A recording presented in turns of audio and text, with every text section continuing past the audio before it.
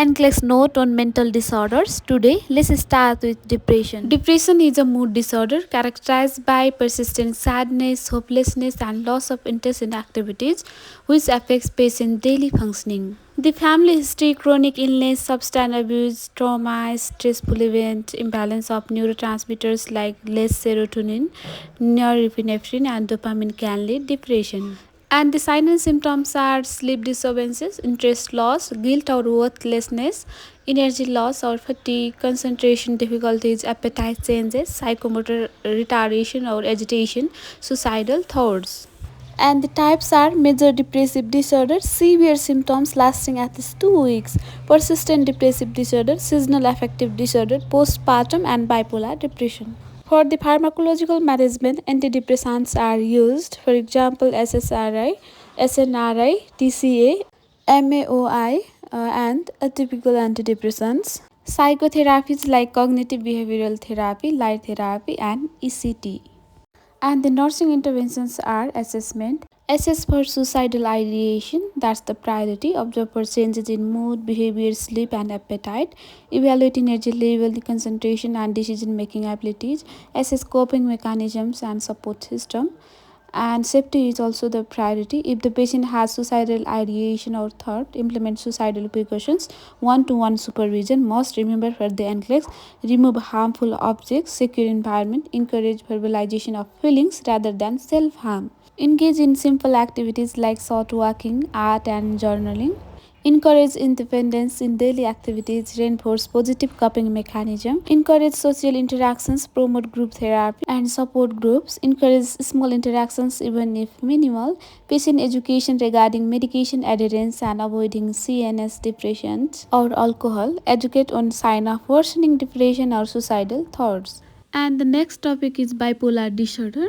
It is a mood disorder characterized by episode of mania, hypomania, and depression that affects a person's energy, mood, and ability to function. If patient is having manic episode, there will be elevated mood, increased energy and activity level, decreased need for sleep, pressured speech, racing thoughts, easily distracted, grandiosity, impulsive and risky behaviors, hyperactive, engaging in multiple activities at once, poor judgment and decision making, aggressive or confrontational behavior, hallucinations or delusion in severe cases, reduced appetite but increased energy, inappropriate social behavior. And in case of depressive episode, there will be just opposite sign and symptoms. In case mania, there will be elevated mood, increased energy, patient will have reduced appetite but increased energy. But in case of depressive disorder, there will be persistent sadness, low mood, loss of interest or pleasure, fatigue or low energy, sleep disturbances, appetite changes, feeling of worthlessness, guilt, and all the symptoms that we already studied about the depression. And the risk factors are family history, imbalance of neurotransmitters, increase in dopamine, norepinephrine during mania, but decrease in serotonin during depression, substance abuse, stress, or trauma. Now here we go for treatment or medical management. Lithium is first line treatment, where while giving lithium we have to know the therapeutic range, toxicity signs. We need to avoid NSAID and diuretics for the while giving lithium. Maintaining normal sodium intake and adequate hydration is also important. So it is also important for the NCLEX as well. Anticonvulsants are also used like valproate, carbamazepine, and lamotrigine. And for the acute mania or bipolar depression, atypical antipsychotics are used. Antidepressants are also used with mood stabilizers in bipolar depression. And the non-pharmacological treatments are cognitive behavioral therapy, electroconvulsive therapy, and psychoeducation. And the nursing interventions are monitor patient safety, always watch for risk-taking behaviors, aggression, avoid stimulants or caffeine, alcohol, nutrition, finger food, high calorie meals for hyperactivity. In mania, we always provide high calorie foods and finger foods. Intervene with clear, calm communication, assess medication compliance. Patient may stop taking meds during mania. And now let's study mania separately, as we already studied about this on manic episode on bipolar disorder. It is an abnormally elevated mood state characterized by excessive energy, impulsivity, hyperactivity, and impaired judgment. It is a hallmark symptom of bipolar disorder and can lead to severe functional impairment. Hypomania, acute mania, mixed mania, dysphoric mania, rapid cycling are the types. Now the sign and symptoms like distractibility, impulsivity, grandiosity, flight of ideas, activity increases, sleep disturbances, talkativeness. Bipolar disorder, family history, substance abuse, stress or major life events, neurotransmitter imbalance can lead mania. Lithium is the first line treatment for the mania, which is mood stabilizer, and anticonvulsants are also used like valproate, carbamazepine, lamotrigine. Atypical antipsychotics are also used. For the nursing interventions, always think about the safety. Patient safety is important. Ensure patient safety. Administer mood stabilizers on time. Educate on side effects as well, or you have to watch for side effects. Manage hyperactivity or impulsivity. We need to improve communications. Use calm short sentences, encourage for rest and self-care, provide emotional support. The next topic is schizophrenia. It's a chronic severe mental disorder affecting thought process, emotion and behavior. It involves psychosis where individuals experience difficulty distinguishing between reality and delusions or hallucinations. For the NCLEX, we need to know the positive symptoms and negative symptoms of schizophrenia. So positive symptoms are hallucinations, delusions, disorganized speech, disorganized or catatonic behavior. And negative symptoms are flat affect, no emotional expression, alogia, poverty of speech, anhedonia, lack of pleasure, avolition, lack of motivation. And other cognitive symptoms are impaired memory, difficulty with attention and problem solving. And important nursing interventions are always your patient safety. Provide safe environment, monitor for suicidal ideation or aggressive behavior, address hallucination. Therapeutic communication is most important in any psychotic patient. Never argue with patient. Use clear, simple statements. Encourage reality-based conversations. Assess hallucination. For the pharmacological management, typical antipsychotics and atypical antipsychotics are used, and other supportive therapies are like cognitive behavioral therapy, family therapy, supportive therapy, rehabilitation program. Now here we go for anxiety disorders are a group of mental health conditions characterized by excessive fear, worry, and behavioral disturbances that interfere with daily life. There are different types of anxiety disorder. First one is generalized anxiety disorder. It's a chronic excessive worry about various aspects of life. Symptoms last equal or greater than 6 months. Symptoms are like restlessness, fatigue, difficulty concentrating, muscle tension, and sleep disturbances. And another one is panic disorder. It's a recurrent panic attack, sudden intense fear with physical symptoms like palpitation, chest pain, sweating, dizziness, shortness of breath, feeling of impending doom. And key English priorities is stay calm, use short, simple sentences. And the third one is phobia. It's intense fear of a specific object or situation. It might be height, it might be with animals, or it might be from flying. And the fourth one is obsessive compulsive disorder, OCD. It's a recurrent unwanted thoughts. For example, fear of germs, needing others, and the repetitive behaviors like excessive hand washing, counting, checking, etc. And the fifth one is post-traumatic stress disorder. It is caused by exposure to trauma, war, abuse, accidents, etc.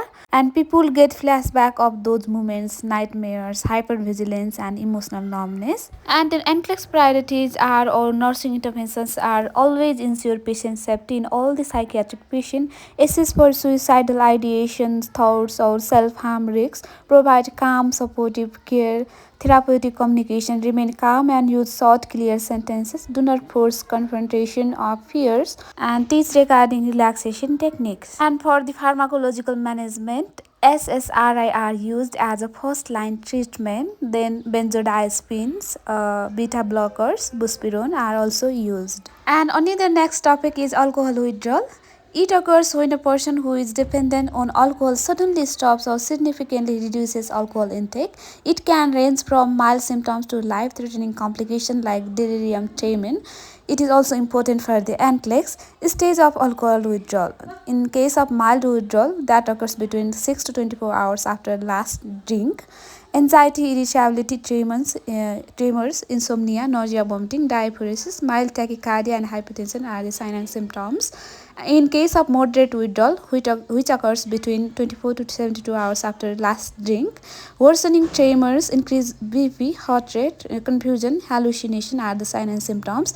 And the third one is severe withdrawal or delirium tremens, important for the NCLEX, which occurs between 48 to 72 hours after last drink. It is peak at 72 hours. Severe confusion, agitation, seizures, hypothermia, severe tachycardia and hypertension, profound hallucination, risk of death if untreated on time. Now here we go for medical management. Benzodiazepines are used, which are gold standard medicine. Lorazepam, diazepam, chlorodiazepoxides are used. Watch for patient signs and symptoms including seizure or provide adequate preventive measures for seizures. Reduce patient anxiety, stabilize vital signs. Thiamine to prevent from warnings encephalopathy. Folic acid and multivitamins to prevent from nutritional deficiencies. Magnesium sulfate if there is hypomagnesemia. IV fluids and electrolyte replacements. Correct dehydration and hypoglycemia and electrolyte imbalances. Beta blocker or alpha agonists are also used to control tachycardia and hypertension. Antipsychotics used for severe agitation or hallucination. Anticonvulsants if high risk of seizure. And other monitoring and supportive care are like frequent vital sign monitoring every 1 to 2 hours for severe cases. COI scale assessment might be needed. Seizure precautions like padded bed rails, suction at bedside, fall precautions due to tremors, ataxia, confusion, reduce environmental stimuli, hydration and nutritional support. And here we go for the severe withdrawal or delirium tremor management. It is important for the NCLEX. ICU admission for close monitoring. High dose benzodiazepines are used. IV fluids and electrolyte correction. Cooling measures for hyperthermia. Mechanical ventilation might be needed in case of respiratory distress. And long-term management and relapse prevention are like refer to alcohol detox program, rehabilitation centers. Disulfiram are used for alcohol dependence. Naltrexone to reduce craving, a camprosate to help maintain abstinence, psychosocial support, encourage alcoholics anonymous meetings, cognitive behavioral therapy. And other nursing interventions are accessibility, use the CIAR scale to monitor withdrawal symptom, administer medications as prescribed like benzodiazepines for first line treatment.